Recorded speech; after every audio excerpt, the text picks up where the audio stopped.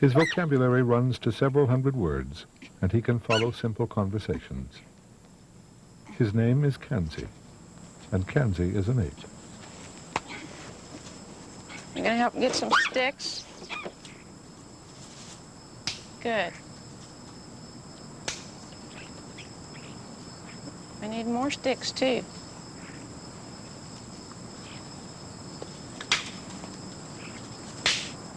I have a lighter in my pocket if you need one. Yes. You can get it out.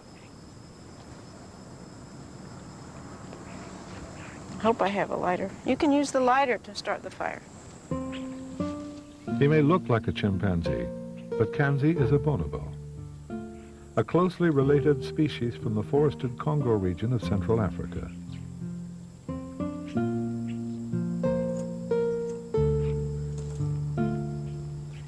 Bonobos are highly intelligent and physically similar to human ancestors, whose remains are found in this cradle of mankind, the Great Rift Valley of East Africa.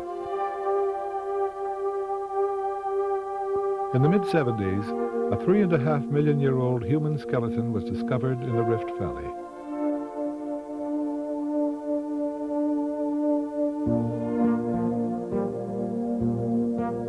She was named Lucy, for the Beatles song, Lucy in the Sky with Diamonds, which happened to be on the radio at the time. The hominid Lucy and bonobos like Kanzi share a remarkable number of features.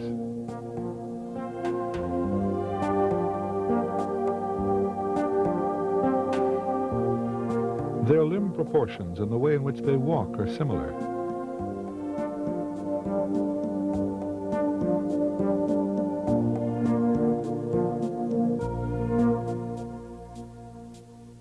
Which returns us to Kanzi, the bonobo who shares features with our own human ancestors. Working with Kanzi sheds light on our evolutionary path, out of ancient East Africa to the full global sweep of the whole modern world. Georgia State University's Language Research Center, Kanzi's home, is set among 50 wooded acres just 20 minutes from downtown Atlanta. Researchers here study language development in human children by comparing it with language development in our close relatives, apes.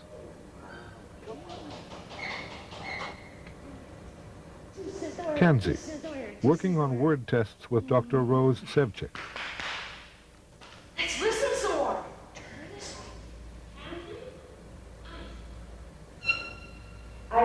Yes, very good. Kanzi is distinguishing spoken words. First, the researcher says a word. Balloon. Balloon, yes. To answer, Kanzi presses a picture symbol, which triggers an electronic voice. These 256 symbols bear no visual resemblance to test words, which include adjectives, verbs, even wishes and emotions. Potato. The board includes abstracts like good and bad. Some human adults working with Kanzi have taken a year to memorize these symbols and master the board. House. Rock. Rock. Good, Kanzi. Kanzi. Chicken.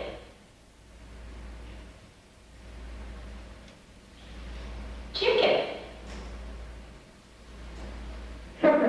That's right. Thank you, Kanzi.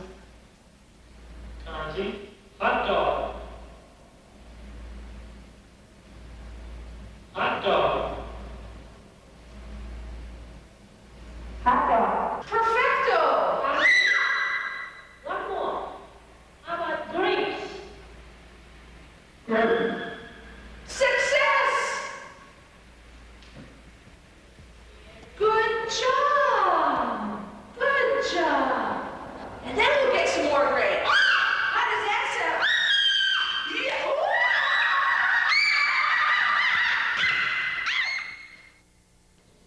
Dr. Sue Savage Rumbaugh is one of several people who care for Kanzi at the Language Research Center. They often prepare their meals together. Here's some cheese. You put that in your tummy. This is going to be for hot food. Okay, I want you to go put the onions in your hot food. I got the onions in a bowl. Let's go put them in our hot food, and we'll come back and turn the TV on. Get your onions right here and put them in your bowl. Look, you spilled some of them. Savage Rumbaugh has monitored Kanzi's language development since soon after his birth, 13 years ago. Let me get you a spoon to start with, Kanzi.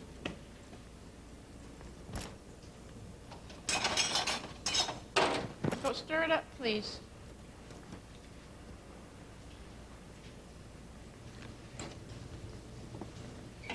Yeah. Will you wash this potato off for me? Could you wash the potato?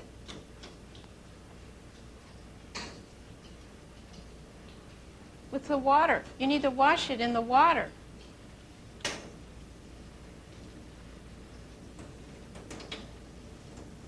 That's very good.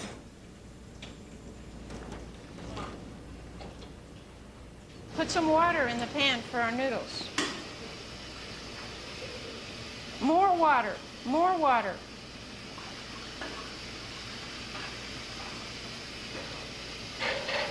All right, your noodles are going to go in here, and you can have a few of them for your tummy. Kanzi, could you turn the water off again, please? Turn the water off, please. How did bonobo evolution get here from here? Bonobos and chimpanzees live in Central Africa. But whereas chimpanzees range from rainforest to dry savanna, bonobos are restricted to dense jungle, virtually encircled by the arcuate course of the Congo River.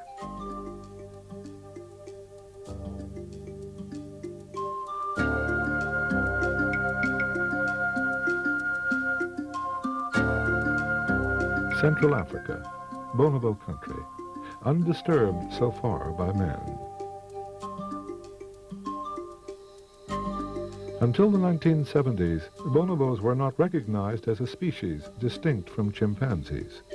They are smaller than chimpanzees and very gentle.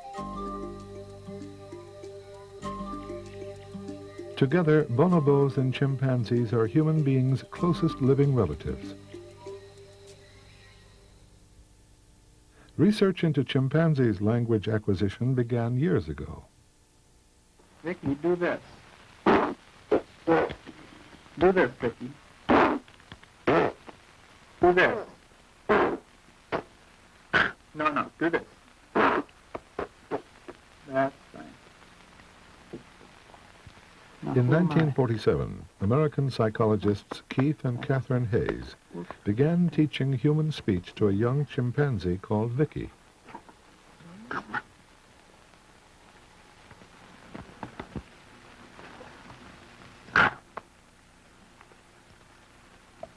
Can you say what this is? But after 6 years, Vicky could only produce barely intelligible renditions of Mama, Papa, and Cup.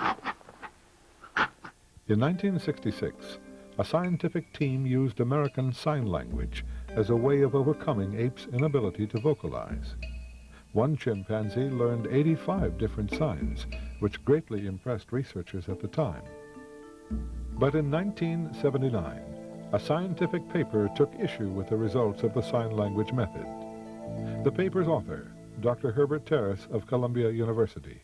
What I saw was that the chimp was more or less mirroring or shadowing the teacher signing, that the teacher would sign something to them and Nim would feed it back, either the same sign or related sign, or throw in a few general purpose signs. Terrace reached his conclusion after analyzing sign language used by his own research subject, Nim. Discouraged, attempts to teach language to apes waned for a while.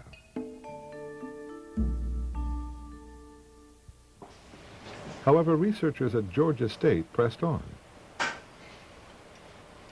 Osty's getting ready, Shelley. Dr. Savage Rumbaugh tried a method whereby apes could not imitate humans. Wearing headphones, the subject responds to a hidden questioner by selecting the appropriate photograph. Austin, find the apple. Give it to Sue. He gave me kiwi, Shelley. Shelley says no. Wait, just wait. Just leave these there. Find the snake. The snake. Wrong again. All right, Austin, I need to listen through your headphones and see what it is. Austin has difficulty with headphones, but what if he can see the speaker? Austin, snake, snake. Very nice, Austin. Very nice. Find the apple. The apple. Once more with headphones, and once again, wrong. No? All right, let me have your headphones and let me listen to Shelley. Now, what happens when Austin hears the question face to face?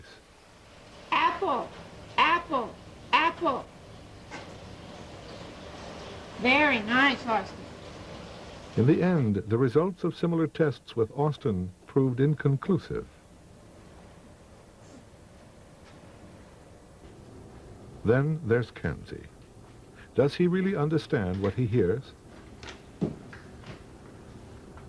pictures, let's watch them all. So you want to go around?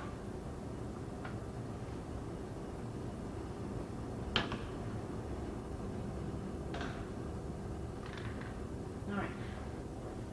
Hansi, see if you can find mushrooms. Mushrooms. That's right, those are the mushrooms, real good. Can you turn back around? Okay, now. Okay, you're doing real good, Kanzi. See if you can find Madhu, the orangutan. You see Madhu? Good job, good job. See if you can find some melon, melon, melon. Thank you. See if you can find green beans, green beans. Very nice. See if you can find a picture of Sue. Sue. Very nice. Thank you. That's me. See if you can find a picture of coconut. Coconut. Good. Good job. See if you can find a picture of oranges. Oranges. You see a picture of oranges? Thank you very much, Hansi.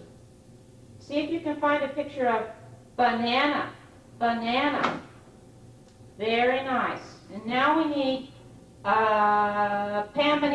Do you see Pamanitia? Another bonobo. Thank you. And now we need keys. Do you see the picture of keys? Thank you, Kanzi. And now we need... Obviously, Kanzi can choose correct pictures in response to Sue's voice. Oh, that's the last But how one. about other voices? Unseen voices. I don't have any more on my list. Kanzi, come on. We're all set. We're ready.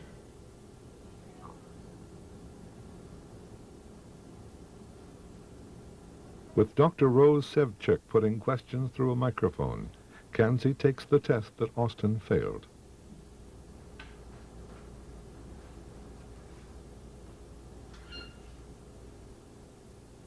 Will Kanzi still be able to distinguish words? Kanzi, give Sue the picture of juice.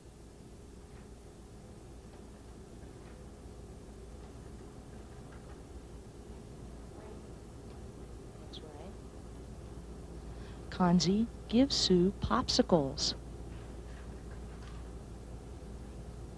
That's right. Kanzi, give Sue bananas. That's right.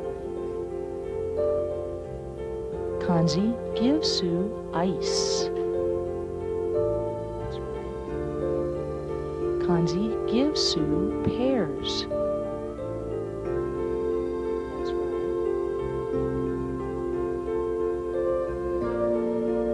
Kanzi, give Sue potatoes.